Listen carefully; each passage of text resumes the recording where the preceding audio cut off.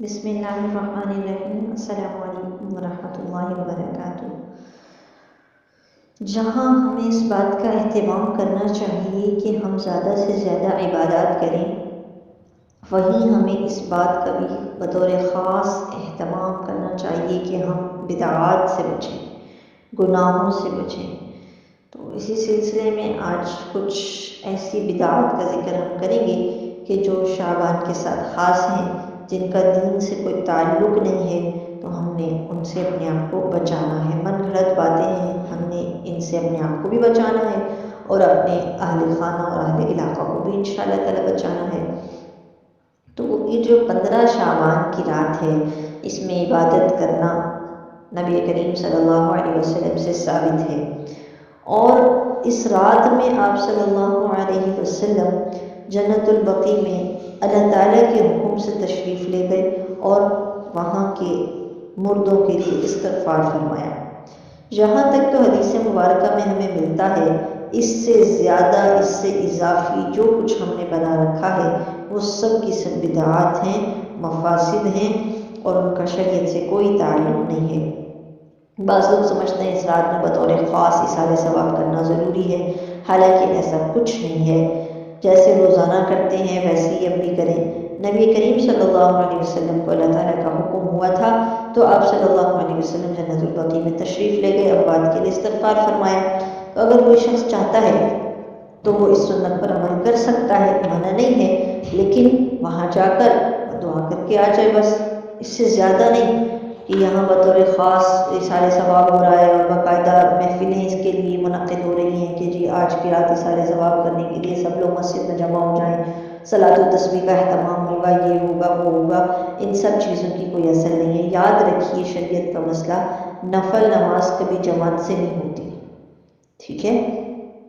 صلاۃ التسبیح کی جماعت کرانا یہ بالکل جائز نہیں ہے، اور نوافل بہتر ہے کہ گھر میں ادا کی جائیں۔ مساجد میں اس کے لیے جمع ہونا، شور شرابہ کرنا، اور جو ہے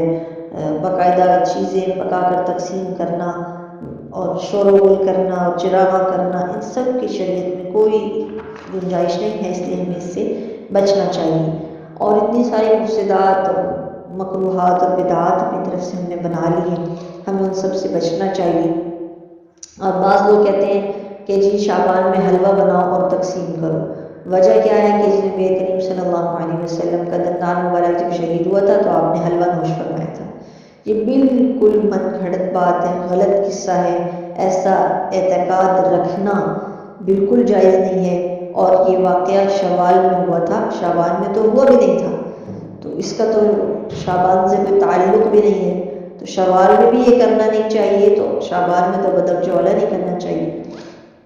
اب بعض لوگ کہتے ہیں کہ جی حضرت امیر حمزہ رضی اللہ عنہ کی شہادت ان دنوں میں ہوئی تھی، ان کی فاتحہ خوانی کرنی ہے، تو یہ بھی بے اصل بات ہے۔ ان کی شہادت بھی شوال میں ہوئی تھی، شعبان میں نہیں ہوئی تھی، اور اس میں تعین تاریخ کی ضرورت بھی نہیں ہے، جب مرضی چاہیں ان کو اِثارِ ثواب کر سکتے ہیں۔ اور بعض لوگ یہ عقیدہ رکھتے ہیں کہ جی شب برات میں مردوں کی روحیں گھر میں آتی ہیں اور دیکھتی ہیں کہ کسی نے ہمارے لیے کچھ پکایا ہے یا نہیں۔ ابھی بالکل بے وقوفوں والی بات ہے۔ جس بندے کا تعلق دنیا سے ختم ہو گیا،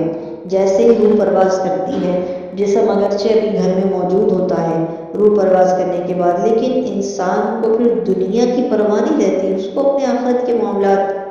کی پرواہ شروع ہو جاتی ہے۔ روح نکلنے سے پہلے ہی جب فرشتے روح نکالنے کے لیے آتے ہیں تو وہی انسان کو اپنے انجام کی خبر ہو جاتی ہے کہ فرشتے کس حلیے میں آ رہے ہیں، اچھی شکل میں آ رہے ہیں، خوشبوئیں لے کر آ رہے ہیں، یا خوفناک شکل میں روح قبض کرنے کے لیے آ رہے ہیں، تو وہی انسان کو اپنے انجام کی اور آخرت کی فکر شروع ہو جاتی ہے۔ اس کو دنیا سے کوئی لینا دینا، کوئی واسطہ نہیں رہتا، اس کو تو اب اس بات کی فکر ہے کہ میں جنت میں جا رہا ہوں یا جہنم میں جا رہا ہوں، میرا کیا بنے گا، میں سوال جواب ہوں گے مجھ سے، میں قبر آخرت میری کیا ہوگا، تو اس کو تو اس چیز کی فکر شروع ہو جاتی ہے، اس کو دنیا کے معاملات کی کوئی فکر نہیں رہتی۔ تو اب یہ تو بالکل بے اصل بات ہے کہ شب برات میں وہ مردے جو ہیں، وہ اگر روح جنت میں ہے تو خود سوچئے جنتی کو کیا ضرورت ہے کہ وہ دنیا میں آئے اور آ کے گھر میں چیک کرتا پھرے کہ بھئی کیا پکا ہے کیا نہیں۔ اس کو تو جنت کے میوے نعمتیں مل رہی ہیں، جو اچھی جگہ پہ ہوتا ہے اس کو تو واپس پلٹ کے آنے کا دل بھی نہیں چاہتا۔ اور اگر خدا نخواستہ وہ روح جہنم میں ہے تو بتائیے جہنم میں جو عذاب بھگت رہا ہے تو اس کو اس بات کی رخصت ملے گی کہ کہ جاؤ پہلے گھر جا کے دیکھ کے آؤ کیا پکا ہے کیا نہیں پکا، وہ تو اپنا عذاب بھگت رہا ہے۔ جو شخص جیل میں ہوتا ہے اس کو کوئی فکر نہیں ہوتی اس بات کی کہ گھر میں کیا پکا ہے کیا نہیں، نہ اس کو جیل سے یہ دیکھنے کے لیے نکلنے دیا جاتا ہے کہ جا کر دیکھ کر آؤ، بلکہ اس کو فکر ہوتی ہے تو صرف اس بات کی کہ میں جیل سے نکل جاؤں کسی طرح۔ جہنم میں روح کو تو صرف ایک ہی فکر ہے کہ کہیں کسی طریقے سے میری جو ہے سفارش ہو جائے، اللہ مجھے معاف فرما دے اور میں جہنم سے نکل جاؤں، اس کو اس بات سے کیا غرض میرے گھر میں کیا پکا ہے کیا نہیں پکا۔ بعض لوگ کہتے ہیں جس میں بیٹی کو عید دینی ہے تو عید پر تو عیدی دینا سمجھ میں آتا ہے، شب برات پر کون سی عیدی ہے؟ حلوے اور پتہ نہیں کیا کیا چیزیں بنا کر، برفیاں، اور پھر وہ کپڑے اور سارے ساز و سامان کے ساتھ جا کر بیٹی کو عید دی جا رہی ہے۔ بعض لوگ کہتے ہیں کہ آج کے دن جو ہے نا مغفرت ہونی ہے تو بس اسپیشل ایک دوسرے سے معافی مانگنا شروع ہو جاتے ہیں۔ ارے بھائی غلطیاں کرنی نہیں چاہیے جان بوجھ کر، اور جو ہو جاتی ہیں ان پر بھی، اور جو جان بوجھ کر کرتی ان پر بھی فوراً توبہ استغفار کر لیں، کہ وہ ایک سال کا انتظار کریں کہ 15 شعبان کو توبہ کریں گے، اور ایک اسپیشل مانگنے کا بس ایک رواج شروع ہو گیا، معافی مانگنے معافی معافی۔ نہ معافی مانگنے والا اپنی غلطی پر شرمندہ ہے، نہ آئندہ نہ کرنے کا عزم رکھتا ہے، نہ اس کا ازالہ کرتا ہے، بس معاف کر دو، دوسرا کہتا ہے ہاں جی ٹھیک ہے تم بھی معاف کر دو، بس اسی میں لگے ہوئے ہیں۔ معاف کرنے کا کوئی نہیں کہتا کہ ہاں جی میں نے معاف کر دیا، یہ کوئی نہیں کہتا، بس ایک دوسرے کو کہتے ہیں کر دو کر دو کر دو، اور سمجھتے ہیں کہ ہاں جی ہماری ساری معافی تلافی ہو گئی، چاہے ہم نے کسی کا حق دبایا ہوا تھا پیسے دینے کی ضرورت نہیں ہے، چاہے کسی کا مال غصب کیا ہوا تھا وہ ادا کرنے کی ضرورت نہیں ہے، بس معافی ہو گئی ہے۔ تو یہ ایسے معافیاں نہیں ہوتی جب تک اگلا بندہ مال معاف نہ کر دے۔ ہمیں ان چیزوں کی فکر کرنی چاہیے، اپنی طرف سے جو ہم نے اپنے دل کو خوش کرنے کے لیے ٹیڑھی میڑھی چیزیں بنائی ہیں ان سے ہمیں بچنا چاہیے۔ اور بعض لوگ سمجھتے ہیں کہ اس رات میں برتنوں کو بدل دیں، گھر کو لیپ دیں، چراغوں سے روشنی کر لیں، یہ ساری چیزیں کفار کی نقل ہیں، مسلمانوں کا طریقہ نہیں ہے، اور ہمیں کفار کی تشبہ سے بچنا چاہیے، کیونکہ جو شخص جس قوم کی مشابہت اختیار کرے گا اس کا حشر انہی کے ساتھ ہوگا۔ اپنے آپ کو ان رسومات و بدعات و خرافات سے بچائیں، اور ساتھ ساتھ پوری امت مسلمہ کے لیے دعا بھی کریں کہ اللہ تعالیٰ سب کو ان رسومات سے، بدعات سے، شرک سے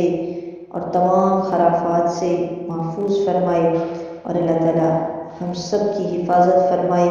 ہم سب کو صحیح دین پر، شریعت پر چلنے کی توفیق عطا فرمائے، ایسے دین پر جو نبی کریم صلی اللہ علیہ وسلم لے کر آئے، اور وہ دین جس کا انجام جنت ہے، جس کا آخر، جس کی انتہا جنت ہے، اللہ تعالیٰ ہمیں اس دین پر عمل کرنے کی توفیق عطا فرمائے۔ وآخر دعوانا الحمد للہ رب العالمین۔ السلام علیکم ورحمۃ اللہ وبرکاتہ۔